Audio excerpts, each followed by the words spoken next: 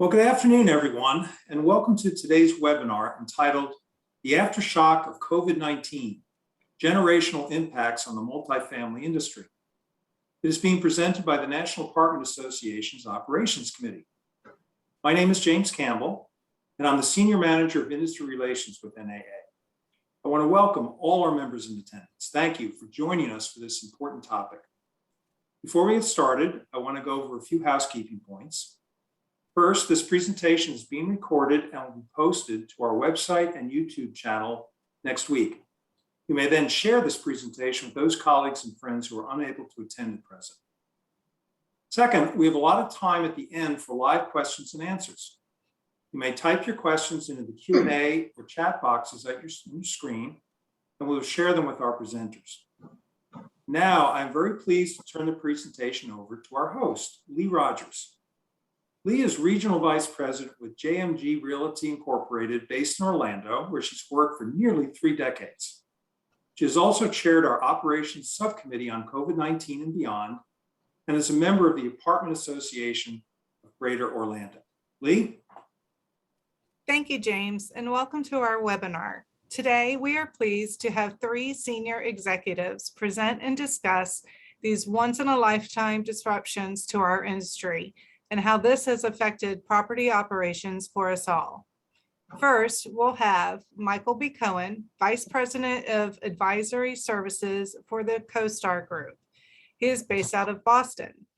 Michael is a national spokesperson and one of the leading demographers for our industry. His client base represents a who's who of global real estate market participation. Michael will be setting the table with a presentation on the demographic changes the last 2 years have brought us. Next, we'll have Wendy Dorchester, Senior Vice President of Operations for Pegasus Residential. She is based out of Charleston, South Carolina.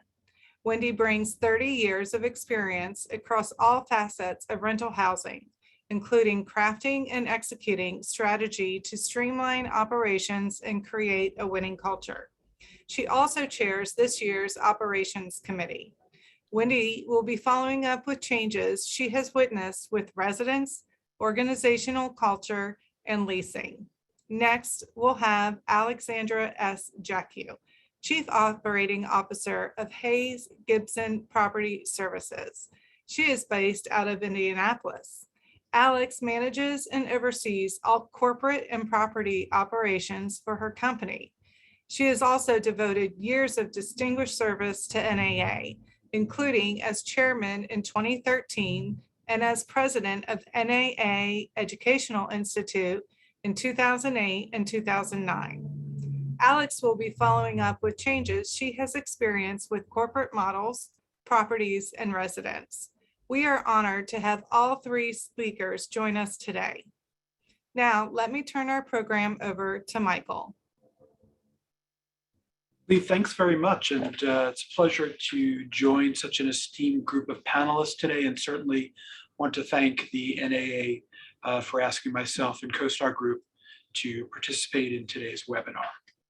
I'm actually going to try and be more ambitious than just talk about demographic shifts that we're seeing in the wake of COVID-19.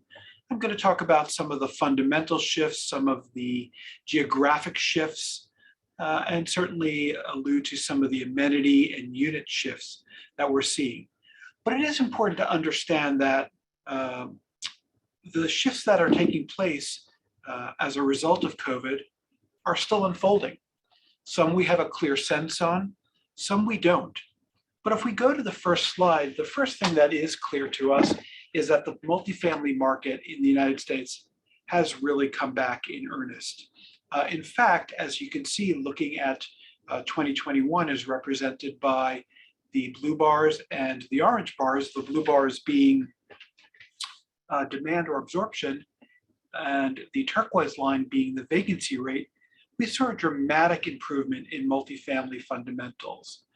If you go back in the time machine, you can simply remember that we saw a pause in terms of leasing, and certainly apartments.com, which is a business unit of CoStar Group, search activity very early in the pandemic, But by the second half of 2020 and well into 2021, leasing activity, search activity was at or near historic highs, in some cases surpassing historic highs, which resulted in a very strong 2021.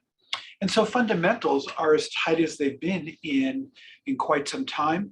And it's our expectation that vacancies will remain quite low in the foreseeable future, despite the fact that we are seeing elevated levels of deliveries hitting the market this year. But it is worth noting that we think that demand will come back to a more long-term trend in 2022 and beyond. But we'll talk a little bit about the ways that demographics, COVID, shifts in geographies, work from home are impacting those demand patterns as we move well into this next decade. I think the first thing that we were talking a lot about during the pandemic, or the significant part of the pandemic, and I guess we're moving into a more endemic phase here in the United States, is the difference between demand patterns in the urban corridor versus in the suburbs. Now, the suburbs themselves historically have run pretty tight. In terms of supply, they've generally been a bit undersupplied relative to the urban corridor during the last decade, as developers really focused on the urban renter with highly amenitized, high asking rent downtown product, small unit product. What COVID did was it pushed a fair degree of demand out into the suburbs. Workers had the ability to work remotely. Certainly those in technology, of course, had the ability to work remotely and maintain their jobs. And what we are now beginning to see is we're seeing some of that demand find its way back into the urban corridor. And our expectations are that we will see and will continue to see a bounce back in urban demand as represented by the blue line. But on the margins, and we'll see in a moment how tight suburban fundamentals are, we do think that there has been a secular shift on the margins to suburban living for a number of reasons, including flexible work schedules. Obviously, work from home or some hybrid means that commuting suggests you can live further out, more affordable rents, larger rents, and as we'll talk a little bit later in the presentation, millennials, some of who are moving well into childbearing years and are moving their families out to the suburbs, particularly for schools, and the fact that we think that baby boom households and older households, which may have during the last cycle moved downtown to take advantage of urban living, have in fact remained in the suburbs as well, avoiding some of the dense urban living that comes with moving downtown and subways and some of the sort of ongoing concerns that we have about living in cities in the age of even endemic COVID. But the reason that people are moving back downtown is not only about return to work. If you look at the Castle Systems data, the Castle Systems data is in fact showing us, and that's the swipe cards, that physical occupancies in offices are still well below where they were prior to the pandemic. But certainly we are beginning to see companies return their workers in earnest. Certainly the Omicron variant slowed that down or stopped that. And you can see that in the Google data that you're looking at here, the blue data, which is workplace relative to the baseline. What is important here is that it's urban amenities, it's retail visits, it's the quality of life that also comes with living in cities. And to some degree, or to a large extent, we think that's what's driving the urban renaissance in multifamily demand. And you can see the orange line, which shows that Google mobility data for urban retail visits shows that, in fact, we are at or almost close to baseline, again, with a little bit of a drop down due to the Omicron variant. And we do expect that to continue to trend back towards the baseline and perhaps above as we move into the spring and folks are desirous of experiential retail that one enjoys in urban settings. Now, as I suggested, single-family rental may be another enduring structural shift that we're seeing in the wake of COVID. What we're looking at here is we're looking at measures of occupancy and rent growth from two different sources. One is CoStar's measure of suburban multifamily demand, and the other is Invitation Homes, which is a very well-respected single-family rental firm. Again, this is publicly available SEC documents. And you can see in both instances, occupancies for single-family rentals as another measure of suburban demand, and that sort of shift that's going on between full work in the office versus the work from home or some type of hybrid, and the ability not to have to commute downtown every day. In many instances, you can see that occupancies are quite tight, and rental growth is quite robust. And as we'll see in a little while, trailing asking rents in the suburbs right now are surpassing that of the urban environment. And so again, I think we feel comfortable in saying that on the margins, there is a structural shift that is going on due to COVID, and shifts in urban versus suburban, work from home, hybrid, work from the office patterns that is driving a healthy and robust demand in the suburbs. And you can see that in this next slide with, this is 28-day trailing asking rent, and this comes to CoStar from our apartments.com team. And you can see that in general, the turquoise line, which reflects 2022 asking rents, trailing 28-day asking rents, are outperforming modestly in the suburbs. Certainly, as we saw earlier in the presentation, the demand bounce back in 2021 drove asking rents up to levels that I think none of us thought probably we would see. We are expecting certainly healthy levels this year, but not at the level that we saw in 2021. But in general, you can see the relatives between urban asking rents and suburban asking rents. Both are on the uptick, but you can see that, again, that the premise, the hypothesis that I'm talking about is that we are continuing to see on the margins a structural shift to the suburbs. But again, I think that as more and more companies return to the office, as we get more and more comfortable in the endemic phases of COVID, as continued therapeutics become available and people get comfortable with the density and the mass transit of urban environments, I would look for demand to continue to return in earnest to urban environments as well. But remember, that's where product is still being added. Now, the next topic that we get asked a lot about at CoStar is whether, in fact, COVID has created structural shifts in migration patterns. And my answer is that this is something that's actually been going on for quite some time. What you can see here is you're looking at measures of doing business or tax scores on the x-axis, and on the y-axis growth in households.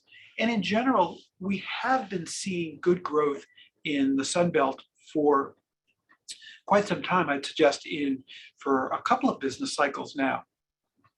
One of the drivers of that is, in fact, the more favorable cost of business and the cost of living. So the higher you are in the tax Z-score measure, the x-axis, the more robust we expect household formation to be, and that demonstrates a generally lower cost of living. So a market like Nashville, for example, way to the right there, is seeing growth in household in-migration and organic household formation by leaps and bounds. And certainly from a demand perspective, a market like Nashville is benefiting. Conversely, New York, on the other end, a very expensive market to live and do business in. The other factor that is driving corporate relocations, and I think is quite important for the maturation of workforces, and again, I think COVID accelerated this, but this has been an ongoing shift, is in fact education levels. You're looking at both 2021 levels of educated residents to the share of population, as well as the change. And you can see that many markets in the Southeast and the Southwest have seen impressive levels of growth in college educated workers. Places like Austin, for example, really stand out for a market that is attracting high caliber, high quality employers. Companies like Apple, for example, or I believe Tesla recently announced a movement into I believe Austin as well. Places like Raleigh and Charlotte, Nashville obviously continuing to move. The size of the bubble actually corresponds to the total number of college educated residents, but remember there's the level as well as the growth. And certainly some of the migration patterns that I showed you that have been playing out, that have in fact played out during COVID, are continuing to play out for educated workforces as well.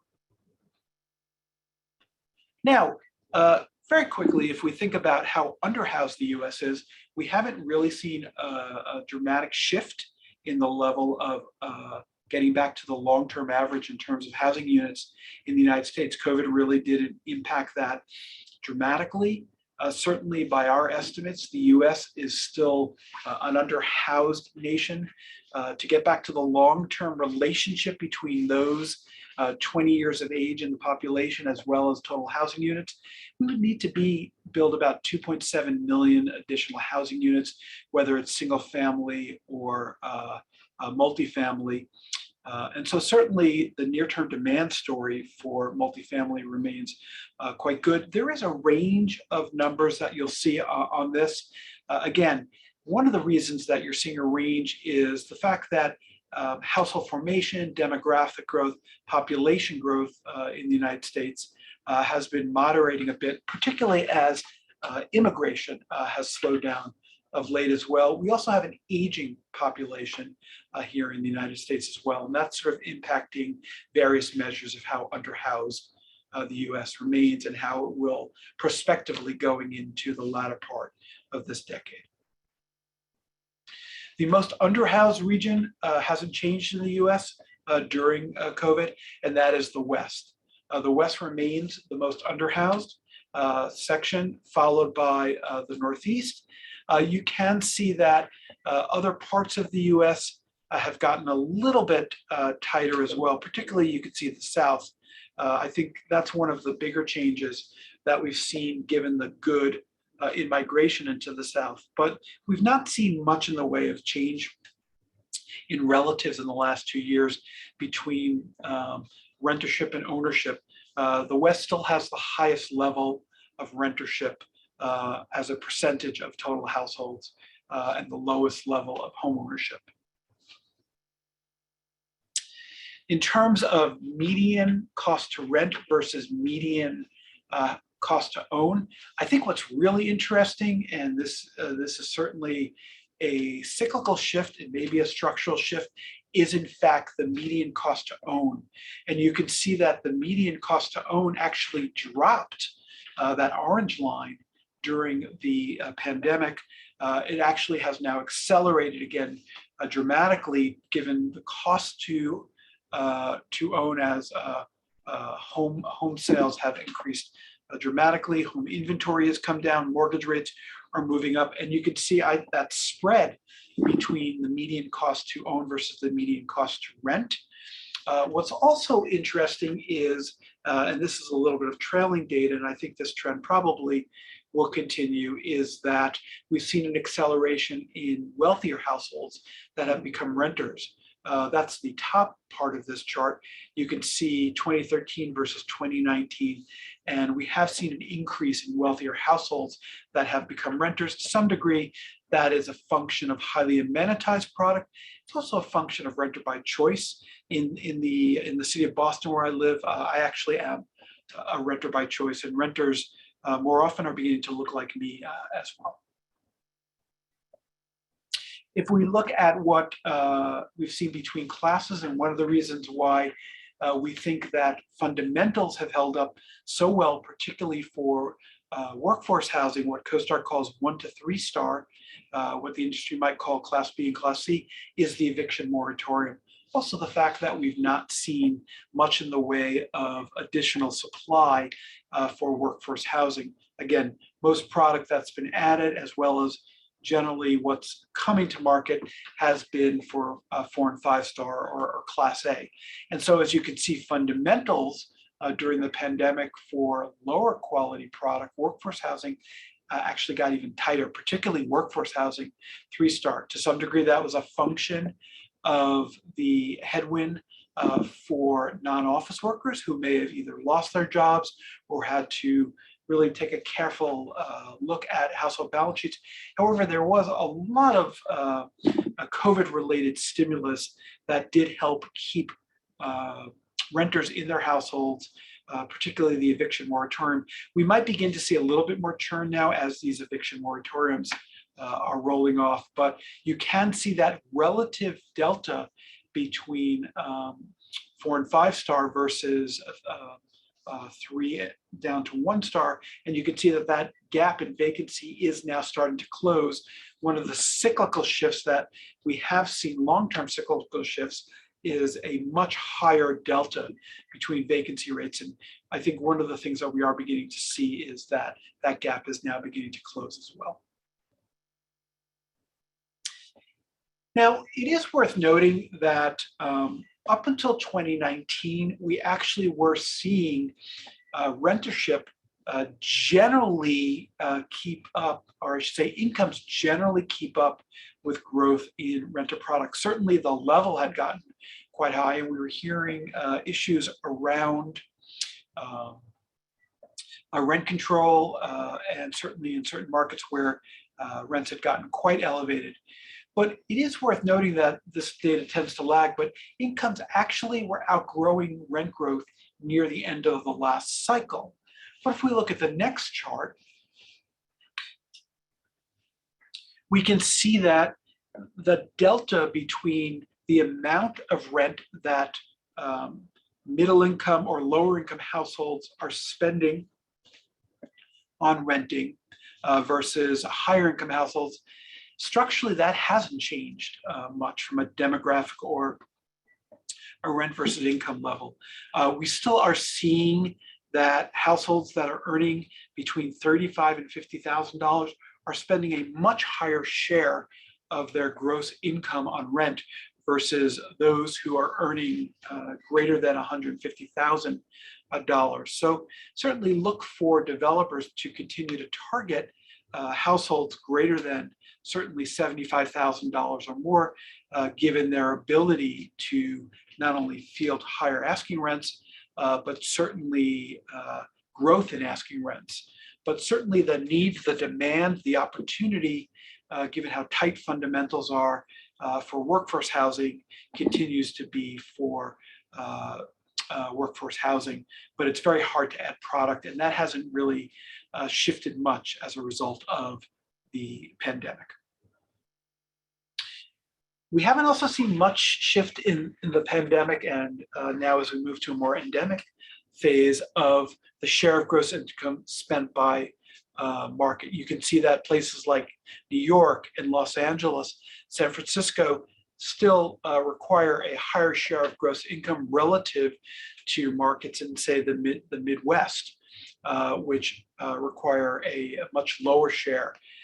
Certainly, if you look at a place like Miami, for example, and there was a lot of noise about companies moving out of New York down to Miami. There was a lot of noise about potentially immigration into Florida.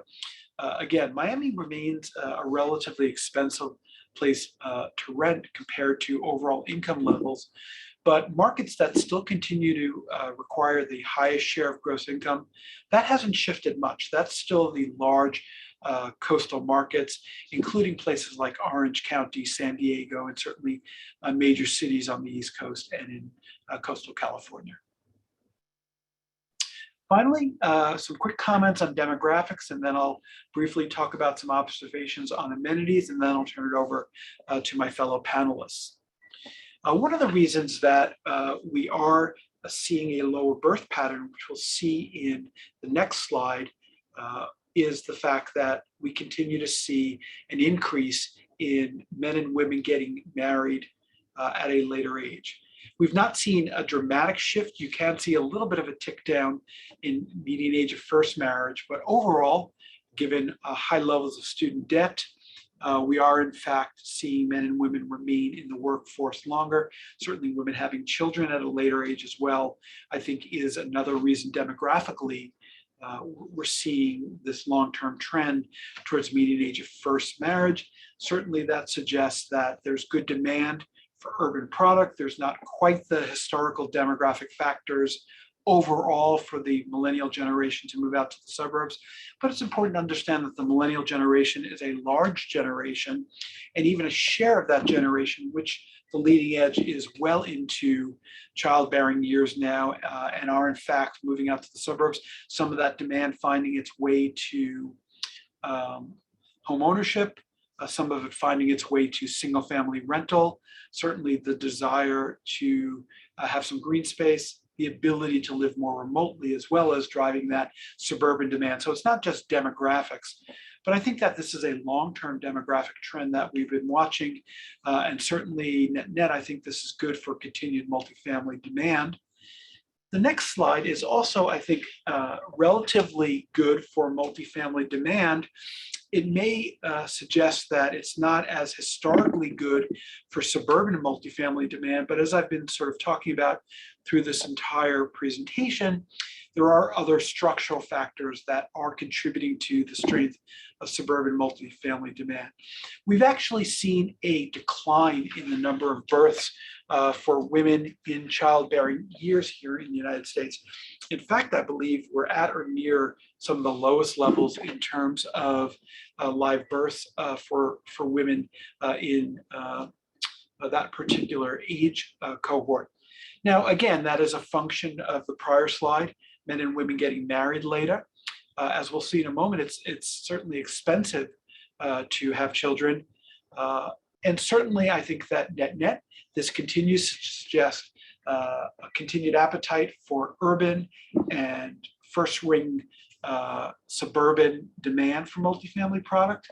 But again, the millennial generation is a large generation, and even a share of that generation having children moving out to the suburbs, I think will continue to be a wind at the back of suburban demand in a more endemic post-pandemic phase of COVID.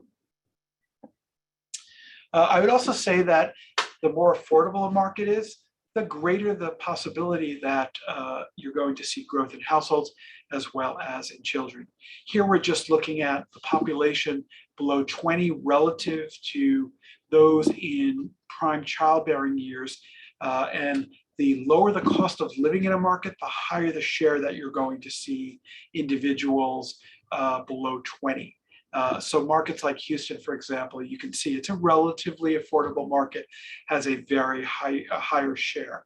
Conversely, a market like New York, which tends to have, as we saw earlier, a high cost of living, tends to have a lower level of those below 20. Again, a sort of way to think about cost of living versus children.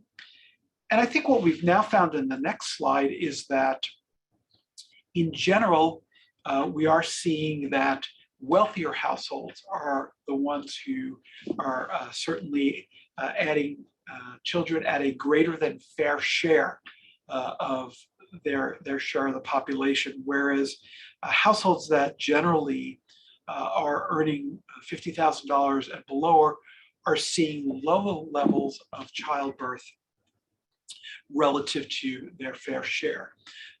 We have certainly seen the cost of raising children increase.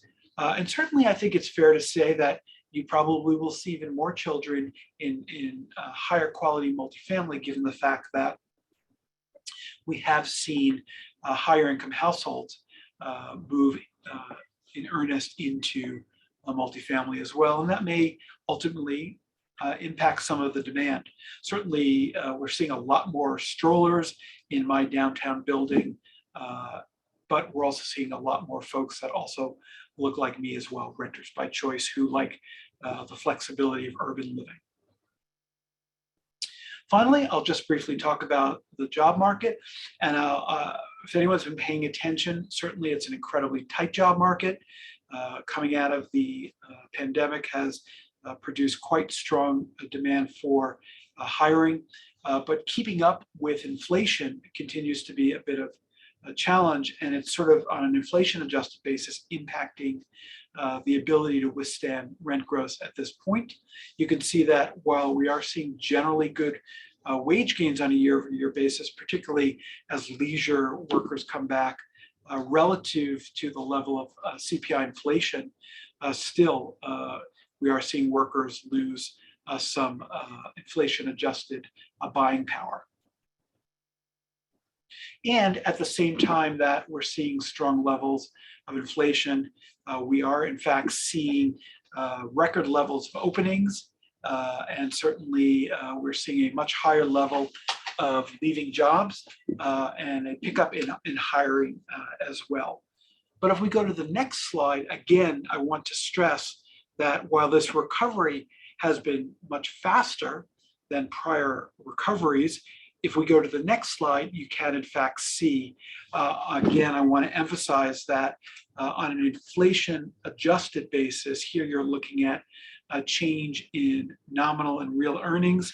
You can see that one of the challenges in the face of that dramatic recovery in multifamily, as well as the levels of inflation, especially some of the energy inflation that we're seeing brought on by the war in Ukraine, you can see that certain households, particularly households in the more median part of the income strata, have certainly seen some of their real earnings growth decline. And certainly you will begin to see some pressure, I think, on the level of asking rent increases as we move through this, if inflation continues to remain at some of these elevated levels.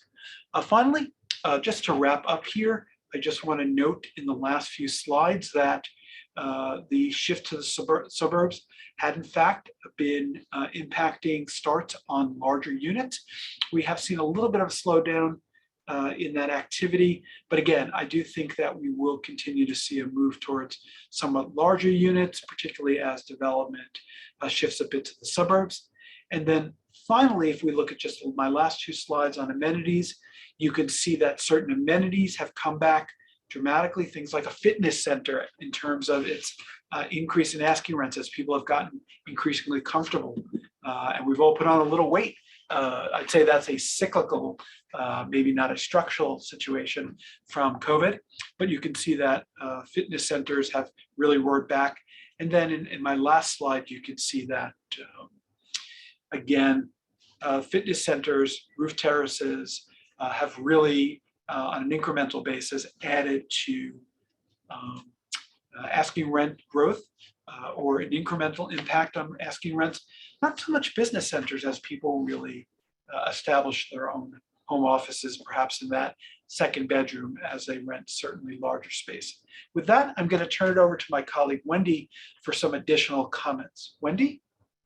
Thank you, Michael, and thank you for everyone who's decided to join us today. We really appreciate it. This conversation really came about because I was so interested in the effects of the migration habits that I was seeing in my own personal life around COVID-19. So we started talking about it, and this session kind of grew and grew and grew, and we really appreciate Michael and Alex's participation. I wanted to talk a little bit about some of the effects that I've seen in my own life, in my own experience in property management. And the first area we've seen a change is what the residents want today as an impact from COVID-19. Residents really want to see more outdoor space. They are wanting to find areas to enjoy life. They want more balconies. They don't want to be closed up.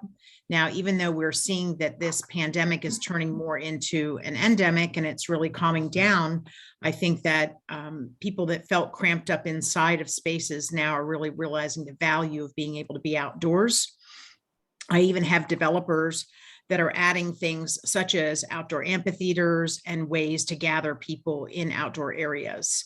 And as Michael mentioned, the rooftop terrace and other areas, outdoor fitness trails, those types of things are definitely coming into play. Workspaces in the common areas, people want to work together alone. They want to have cubicles and other rentable space inside of your clubhouses. We're finding designers that are making this happen.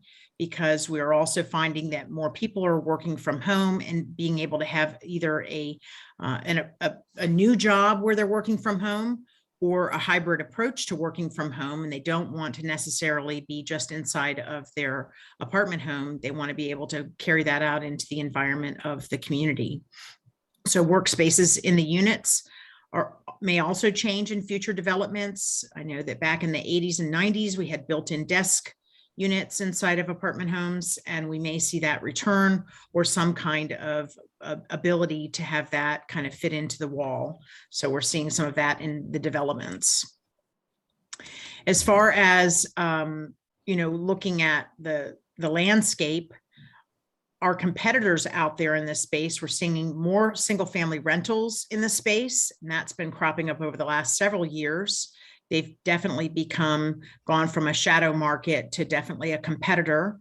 And that is, my teams are having to update their market surveys much more frequently, not just because of the single family rentals, but also due to the fact that rents have been increasing exponentially. In many markets, we're seeing some, strong ability to increase rents. So we're having to update our market surveys more often to make sure that we're staying on top of where those rent increases can go. When it comes to talent, Michael did mention that there are labor shortages out there, and I certainly have seen my share of labor shortages, and anyone that works with me knows that I don't like to have open positions. It's definitely stressful for the teams, for morale, for the workload. It's very hard to control. And so we try to keep that at a very manageable level. But lately, the labor shortages have made it very difficult. So when it comes to talent and labor shortages, what we've done at Pegasus Residential is we've started to add some talent from the hospitality and food and beverage industry, such as hotels and food and beverage, trying to woo those folks over. And they have a very similar work ethic and the ability to, we can offer them better hours. So we're also adding internship programs and many incentives at hire, such as free toolkits, bonuses upon hire, and some additional, perks and benefits to people that come on board with us. So we're really having to personalize it. And we're having to also act on that talent very quickly. I know that we talk inside my organization about making sure that we get to that talent as quickly as we possibly can. So that's been very important to us. Some other things that have come out of COVID-19 is the urgency around creativity and cultural changes. They say that necessity is the mother of invention. And out of necessity, we've really had to make sure that we are very intentional about our culture and being creative around our culture. While we've always done one-on-ones within our company, we also have been very intentional on that employee connection and support. I know that all of the leaders that I work with are really making sure that there is trust, that there is the ability to really connect with employees, getting to know them, doing more events with employees, and really making sure that they feel love, empathy, that they feel cared for as a member of our team, and that they know that we have their career path and their day-to-day ability to enjoy their jobs at the forefront. So we're doing a lot of that. Personally, myself, as a vice president, as well as our regional managers, I've been doing a lot more check-ins with individuals on our teams. So one of the things I've done is some VP tours where I've gone around to some individual properties. I try to hit every single property every year, and obviously a lot of them multiple times a year. But we actually do a sit down where I go into the community clubhouse and I actually sit with the entire team, and we get to know each individual on that team, how long they've been there, what's affecting them. We actually spend some one-on-one time together. So often when people come to visit, they spend a lot of time going straight to the manager instead of actually checking in with everyone from the groundskeeper to the leasing consultant. That's always been my style, is to try to get to know each person. But in this age of COVID and of talent shortages, it's even more important that we create that warmth, that someone is not just an employee number, but they actually are someone that I know their name. And that's been very important to get to know our teams at all levels of the organization. Something we put into effect during COVID-19 and have continued is a monthly Zoom call with the entire organization called Pegasus Perspective. We have an external coach that we use, an executive coach. We bring in ideas and different core values into those talks and talk about that core value, have kind of a conversational panel on it, and give people nuggets to take away with them so that that will help support their emotional balance. Because emotionally, I think that people have been through a tremendous amount. We want to make sure we provide support to them. And we've had tremendous feedback on that. In fact, I met somebody at a recent conference that we had, and I sat next to her at dinner, and sad to say, I didn't really recognize her. So about halfway through dinner, she turned to me and she said, "Wendy, I feel like you're my friend. By the way, I'm Erin, and I'm from a property, I think it was in Virginia." And I didn't know her because she's not in my direct line, so she's not in my portfolio. But she said, "I felt like you're my friend from Pegasus Perspective because I saw you every month for the last year and a half." And so it was really great to meet people that connection means a lot to them, and that emotional support. And as we've seen with the mental health survey and other things that National Apartment Association is putting out there, it's so important. The mental health of our associates is extremely important. It's very important to me. It's very important to the company that we support that mental health. We also send out EAP reminders. We have an employee assistance program tied to our medical benefits. We want to make sure that people are aware of that and that they can make those phone calls, not only to check in with a counselor or whatever they need to support their mental health. So that's been some cultural changes that we've made. Last but not least, I want to talk about the virtuality of COVID-19. And, when COVID-19 hit, we quickly ramped up with self-guided tours. We had already been testing self-guided tours in all of our properties, but we decided to deploy them out on over 100, and I think it was at the time around 130 properties after that we had piloted them. And now they have become very, very important to us on a daily basis. We give our prospective residents a choice. That virtuality to me has really spanned over the entire course of our business. We do tremendous amount virtually today. We do virtual models, virtual visits from the leasing center, and then other virtual things inside the company. In fact, I've pretty much been on Zoom all day today on virtual calls.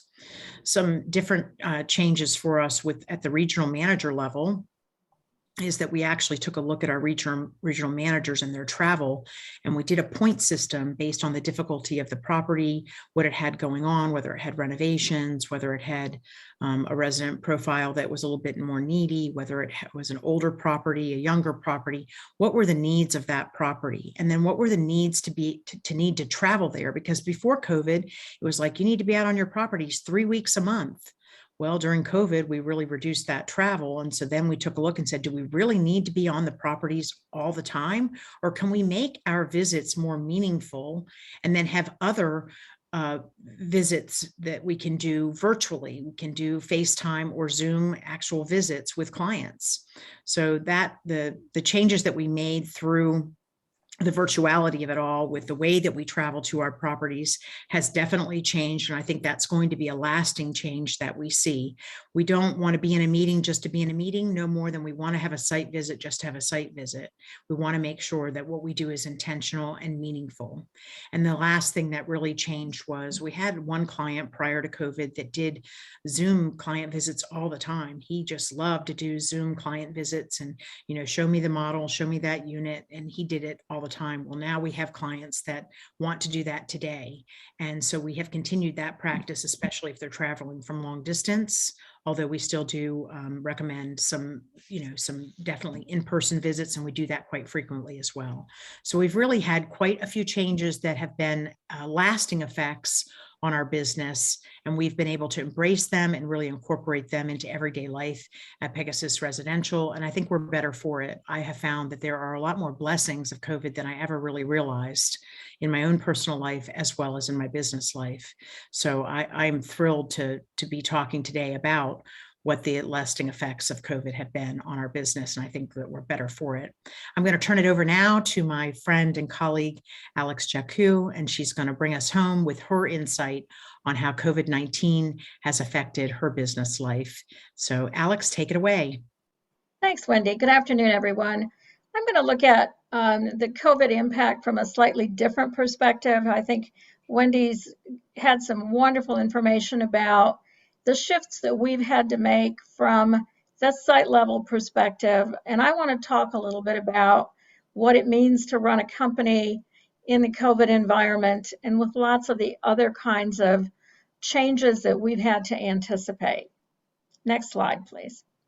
So it's probably not a surprise to anyone that COVID has accelerated many of the gradual changes we were all making, particularly those of us that run smaller operations. We were looking at incremental changes, and COVID created light speed transformations for us. I noticed in the chat that someone noted that perhaps COVID isn't quite as endemic as we think it is at this point, particularly with the surge and the new B2 variant and large infection rates in Hong Kong and Europe. So we'll see how that plays out over time. Next slide. So from my perspective as the COO of Hayes Gibson, I had to rethink our business model and certainly begin to learn to plan for what I call recurring uncertainty. It wasn't just COVID. You may remember that in June of 2020, we also had the beginnings of, or I should say, the resurgence of the racial justice movement after George Floyd was killed in Minneapolis.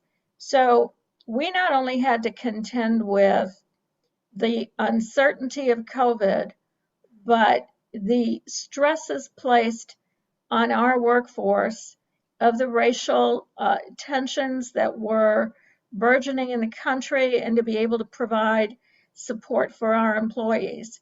You know, certainly another uncertainty is the geopolitical environment today, and we don't even know how that's going to play out and the impact of the surge of refugees coming from Eastern Europe. So that's going to be an important thing for all of us to be prepared for and fasten our seatbelts. Defining essential and non-essential positions. And you may say, well, aren't all positions essential? Not necessarily. You know, in our world, for example, we learned that an office manager maybe isn't as necessary if people are working remotely, or a payables clerk if we automate our systems. You know, we started with a payables department of 5 people, and now we're down to half a person because of automation. So redefining what those positions are, and certainly redeploying the workforce. It's not that we laid people off, but we identified skill sets and redeployed people into areas where they were most needed. And in some instances, that meant on-site positions, property management positions, back office positions. Certainly, I looked at reducing space needs. Pardon me, I'm probably one of the only crazy CEOs that decided in the middle of a pandemic to rent new office space and move out of the office space we were in. We were in an office space that I would consider a cubicle farm, and it was an office space I inherited when I became COO, and I decided that it was unhealthy, regardless of whether we continued to move to work remote, and reduced our office space, reduced our rent, identified space where people could have enclosed offices to work, and better parking. And so that was a consideration for me, and I continue to look at our space needs around our geographic footprint.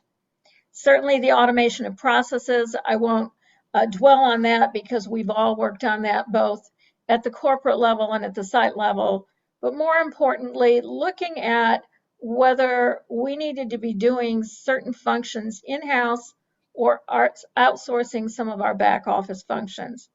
So we outsourced all of our compliance from an affordable housing standpoint. We've outsourced some of our accounting functions, and we've outsourced our human resources functions. So we're continuing to look at ways to be more efficient and to focus on our core business, which is property management and client service. Next slide. So as we rethought that business model, we also restructured processes. We certainly decentralized our We implemented new communication tools. I love Wendy's comment about her Pegasus meetings, virtual meetings. During COVID and at the height of COVID, I implemented a meeting called Ask Alex, where all of our site people could call in to a central number, and we eventually put it on Zoom, but everyone throughout the organization could call in every Tuesday morning and every Friday morning for probably the first 6 months at the peak of COVID. We finally reduced that to once a week on Tuesday mornings and have continued that kind of weekly call-in as a way of creating touch points within the organization. Certainly a greater emphasis on talent management, getting people in the right spots, working on career development and career paths, and a strong focus on employee retention. We've rolled out what I call retention interviews, where we interview all of our existing employees rather than doing a job performance review, sitting down and having a conversation and identifying key positions for which we've implemented stair-step retention bonuses to keep people in place. Certainly mental health, we've talked about that. Early on in the pandemic, I took a mental health first aid course that's offered nationally and have required our managers to also take mental health first aid courses so that we can be kind of intervening earlier in issues and de-escalating situations that can become problems, not only for our employees, but also potentially for residents in the field. Renewed focus on diversity, equity, and inclusion. I put those together. COVID and DEI were sort of parallel tracks for us in the early in 2020 and into 2021, and have become ingrained in the culture of our organization. One other thing, and it was a fluky situation with a client who wired money to some account, probably overseas somewhere, but a renewed vigilance on cybersecurity, making sure that if we had people working remotely, that we were focused on buttoning up any kind of cybersecurity issues we had. Something I didn't think about until I had a conversation with our risk management folks, revising our management agreements. There's a force majeure clause in our management agreements, but it doesn't list pandemic as an issue that could potentially preclude us from executing on our responsibilities. So we revised our management agreements and also reviewed our insurance coverage in light of the changes that resulted from COVID. Next slide. Certainly on the property staff side, increasing touch points with field personnel. Wendy touched on this. I think that's an important aspect that I hope doesn't go away as we become complacent. Adjusting staffing models. We adjusted our hours of operation to accommodate for the fact that we had staff shortages, as well as for the fact that we had employees that were ill. We had employees that were caring for ill family members or had children at home. And we experimented with job sharing, where we would hire 2 part-time homemakers that shared a manager's position or shared an assistant manager's position. We're also looking at ways of allowing our managers to work remotely a couple of days a month so that they have an opportunity to work in an environment quietly and deal with more complex projects like budgets, reports, and help them to remove themselves from kind of the stressful environment of being on site. Certainly continuing to automate processes and increasing PTO hours. And then finally, my last slide related to changes for residents. Automating the resident journey, we've heard about that from Wendy. Renewed focus on the resident experience. And our experience has shown that residents are focused on wellness and convenience more than ever before. And so the things that we do, whether it's resident activities or the rehabs we do to apartments, are focused in those two key areas. Virtual transactions, identifying in-unit improvements that accommodate the fact that residents are going to work from home. And I don't believe that's going to go away. You've got more young people working in the gig economy, either full-time or part-time, as well as residents that have determined that remote work is their preferred option, and certainly providing resources for residents whose children were learning remotely. We hired substitute teachers in our community centers and provided internet access to residents that didn't have it at home on some of our affordable housing properties to create an environment where residents could care for their families during a very tough time. So those are my kind of takeaways and observations. And I'm going to turn it back over to Lee so that we can field a couple of questions. Thank you so much, Alex, for those wonderful insights. With that, if our other two presenters can come back on board, we can kick off our panel discussion. I know we're getting close to our 3 o'clock limit, but if you have a question, if you want to put it in the question and answer, I'll be happy to read it out for our panelists. One already popped up. For Wendy and Alex, outside of labor cost, what are the biggest cost pain points right now? Well, that's easy. I mean, supplies with the costs of petroleum and other, items when it comes to supplies, all of our costs for expenses have really gone up. I know carpet, flooring, all of the supplies have gone up anywhere in the neighborhood from 10 up to 50% or more. So trying to control those costs has been very, very challenging, and trying to work with our vendors as they're trying to work with their suppliers and making sure that they can lock into some prices for a short amount of time has been a very big challenge that we're working through. And that's hard to explain to owners when payroll costs are going up as well as expenses are going up. Luckily, rents have been going up as well. So it's definitely been a challenge. I don't know if Alex has experienced other things, but besides payroll, I would say costs of supplies.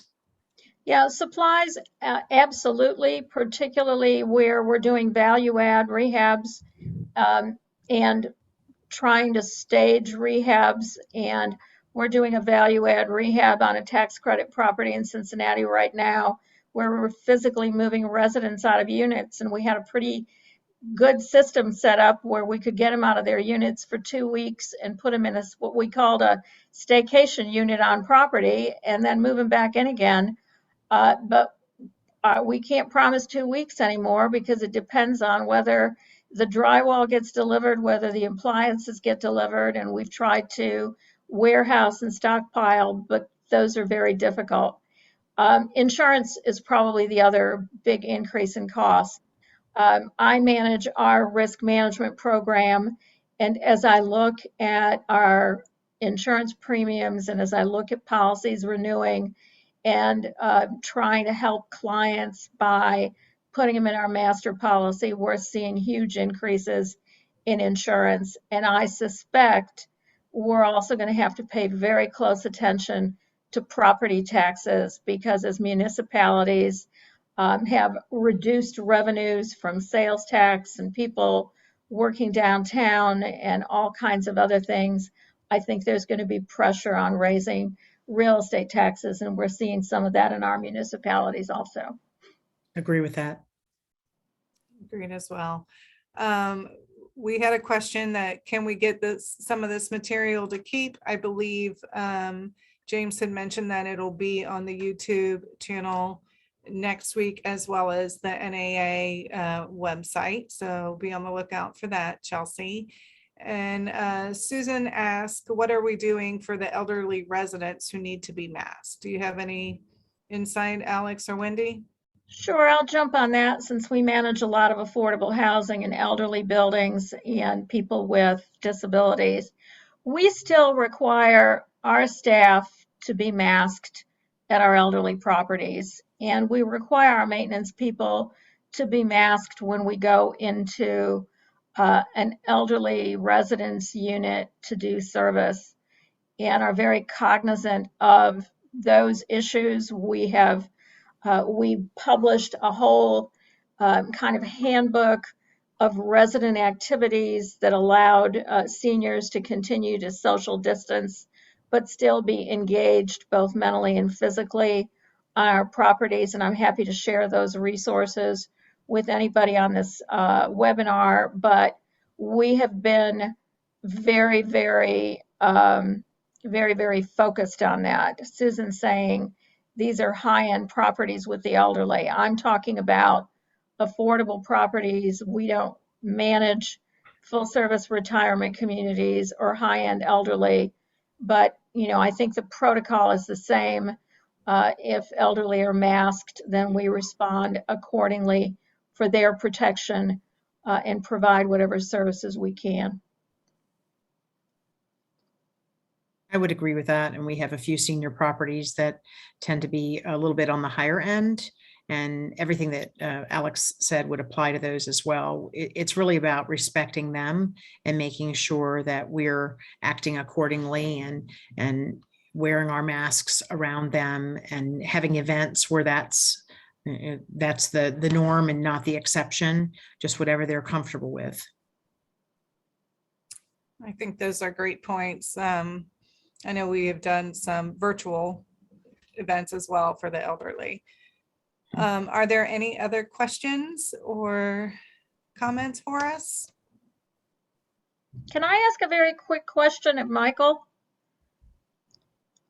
Michael, we're seeing in the press a lot of information about huge rent increases. I just read an article that I think it's Miami, the city council is starting to talk about rent control in light of $1,000 and $750 a month rent increases. Do you see the robustness of the rental market driving more municipalities in that direction, or is that a question for the legislative committee? So I'd say in general, we saw movement towards that in the latter part of the last business cycle, the last real estate cycle. We didn't anticipate during the pandemic, and this is one of the sort of cyclical structural questions, we didn't anticipate that we'd be facing that backlash so quickly, but given how tight multifamily fundamentals have gotten, given the very strong bounce back in rental growth that we saw last year, which is continuing this year, albeit at perhaps a more modest but still elevated level, these are factors that we're going to have to pay attention to, especially when you look at how tight workforce housing is. I showed you those fundamentals. And so, when you factor in inflation adjusted earnings, which I showed you several slides on as well, I do believe that these are in fact going to be issues we're going to have to face as an industry. There are certain ways to deal with that. Certainly adding more middle income product continues to be an important strategy and something that we all should certainly be thinking about across our various disciplines. But certainly I do anticipate that, given how tight fundamentals are and probably will continue to be, that there will be some legislative swing back to those themes, because they were pretty prevalent in the last couple of years before the pandemic set in. And I think probably we've just taken a pause in terms of some of those questions. So it's a great question, Alex. One more question for Wendy. How long are your Pegasus prospective meetings? They're 15 to 20 minutes because we really didn't want to have something where people needed to stay on for a long time. What was interesting though, is it took, a good 2 to 4 minutes for people to kind of all get on and get gathered. And then the content was usually around 12 to 15 minutes. And then we stayed on afterwards, after the call ended, and we would end up with 30 to 50 people that stayed on afterwards and just wanted to talk. They wanted to talk with the coach. They wanted to talk with me. They wanted to talk with each other about whatever the topic was. And it really became I don't know, it just really became very special. So we didn't want them to be too long. And I think that's really important in today's world, is that people know that they can jump on for that little boost. For me, it was almost like doing a morning meditation that was guided. It was like somebody was giving me a thought for the day of something that I could take into my day with me, whether it was, be kind to people that that you run into that day, or why kindness matters. It could be any number of topics about trust or empathy, or just different things that are emotions and feelings that we have, and how they're put into play, not only in our personal lives, but also in our work lives, with residents, with coworkers, with, so many different areas, vendors, you name it. So we really, I feel like those nuggets really meant a lot to the folks that were on those calls. At least they tell us that they were. So, and, out of 750 employees, we probably would average somewhere between 200 and 250 people. And there would be some people that were gathered around a computer together, depending on, the office. And obviously with COVID, they weren't as gathered around a computer as they normally would be.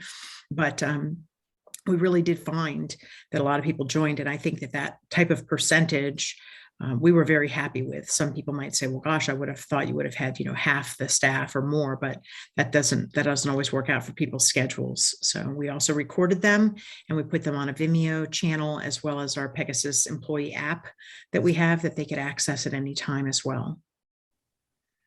Perfect, thank you.